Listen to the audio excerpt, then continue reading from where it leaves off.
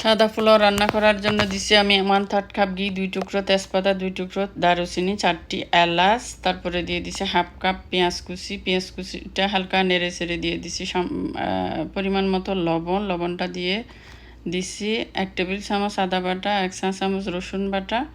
এগুলো দিয়ে আবারও পেঁয়াজটা একটু হালকা নেড়ে চেড়ে তারপর 4 কাপ চাল ধুয়ে নিছি আমি। 4 কাপ চাল দিয়ে দিছি। এখানে চালটা ভালো করে ভেজে নিছি। ভাজার উপরে পোলাওটা ঝরঝরা হয়, ভালো করে ভাজবেন আপনারা। 4 কাপ চালের জন্য আমি 8 কাপ পরিমাণ পানি দিছি। পানি দিয়ে ভালো করে নেড়ে চেড়ে যখন ব্লক হয়ে আসবে তখন আমি দিয়ে দিচ্ছি 2 টেবিল চামচ কিশমিশ, কিছু পরিমাণ মটরশুঁটি, 4টা কাঁচামরিচ, 1 টেবিল চামচ চিনি, 4 টেবিল চামচ পাউডার মিল্ক। এগুলো দিয়ে ভালো করে নেড়ে চেড়ে আমি 10 মিনিট মতো রান্না করব।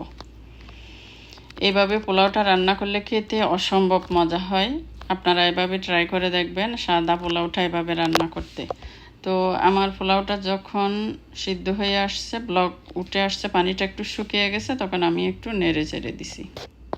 ভালো করে নেড়ে চেড়ে দিয়ে উপর দিয়ে আমি দিয়ে দিছি 2 টেবিল চামচ পরিমাণ ঘি। তারপরে দিয়ে দিচ্ছি কিছু পরিমাণ উপরে পেঁয়াজ বেরেস্তা। এটা দিয়ে আমি আবারও 5-7 মিনিট দমে রাখছি। দমে রাখার পরে দেখুন পোলাওটা খুব সুন্দর জর্জরে হয়ে গেছে, এখন খেতেও অসম্ভব মজা হয়েছে। আপনারা এভাবে পোলাও রান্না করে খেয়ে দেখবেন, খেতে অসম্ভব মজা হয়েছে। ভিডিওটি ভালো লাগলে সাবস্ক্রাইব করে পাশে থাকবেন।